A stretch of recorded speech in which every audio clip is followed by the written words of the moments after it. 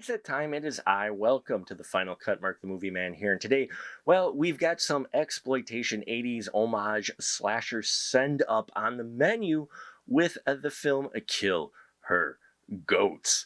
Yes, Kill Her Goats is brought to us by Steve Walsh, who wrote and directed this film.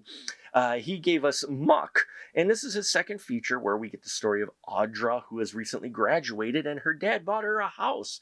He bought her the famous Tup House, which has a history of being a haunted and just being a cursed piece of land, but that doesn't matter because the view is gorgeous. Well, Audra has graduated and she wants to celebrate with her friends Missy and Reese, and all of them go out to Audra's new house to have a good time over the weekend. Well, that good time soon turns into a nightmare when a couple of individuals in goat masks show up and try to kill them, and we see how they try to survive the night, figure out who these folks are, and how they are going to get rid of them because Audra definitely doesn't want to give up her house. There are a lot of exploitation aspects to this film and a lot of feelings of 80s slasher, namely with the practical effects. It prides itself on the fact that it has all practical effects, and it shows here, and it is a welcome use of practical effects. A lot of gritty, gory scenes in here, dismemberment, blood. The way they make it look very visceral, very grimy, which is the way you want it, and helps add that extra layer of disturbance to this story and give it what they're going for is kind of that homage feel, and I think they accomplished that very well visually.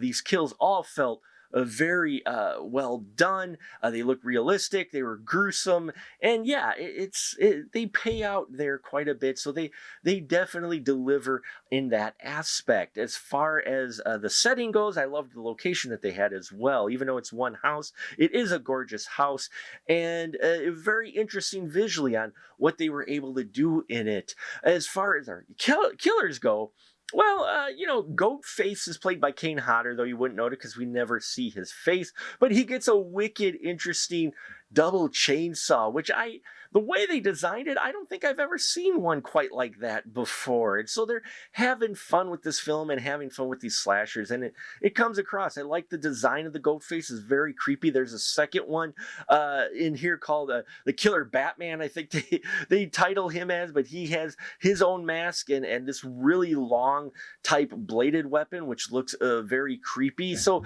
yeah, the design of the bad guys as well is exactly what you want for a slasher film like this. As far as the performances by our actresses go, it ranges from decent to solid. A lot of these are former Playmate folks that they get for this because they have some exploitation factor in here, namely some gratuitous nudity that does show up, because if you're doing an 80s horror film, you gotta have some of that element in there. So there is plenty of that in there. But the acting, yeah, I really liked Ariel Racine, I hope I pronounced that right. If not, I apologize, who plays the Audra character. Really felt for her character, and seeing the arc that they take her on. I really liked the journey that her character goes in, from this bubbly graduate from college who's just looking to have a good time for the weekend to where she ends up. Yeah, it was really well done with her. Reese is played by Monica Sims, and I think she puts in a solid performance, as does Ellie Gonsalves, who plays Missy. I thought these two played off each other well, and these three felt like friends. They're having fun. We have Daniel Mathers, who shows up later as Haley Huckabee Saint, and I liked her performance in her. She's not on screen long, but when she is on screen, she makes the most of it, and she gets to have a badass scene or two herself.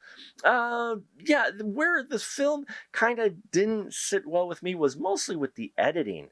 The editing, there were a lot of cuts that I felt didn't exactly need to be, and it got a bit distracting in some scenes. And near the near the end, near the third act, it calmed down a bit, but definitely in this first act, for sure, the first like 15, 20 minutes, the editing really just got to be a bit jumping around quite a bit. And it was to the point of where it was a bit distracting, really.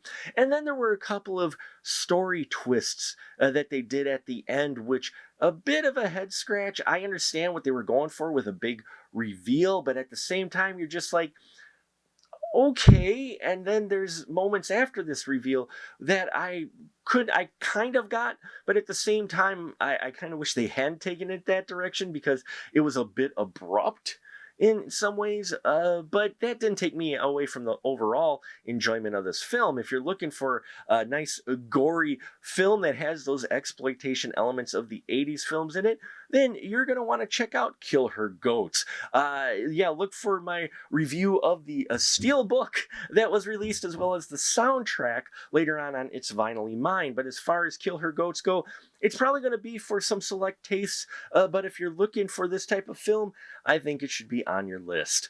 And thank you for watching. Please check out our Patreon if you haven't already. Hit the subscribe button down below. Help us get to 2,500 subscribers by the end of the year. I thank you for your support. And until next time, remember, keep that ticket stub.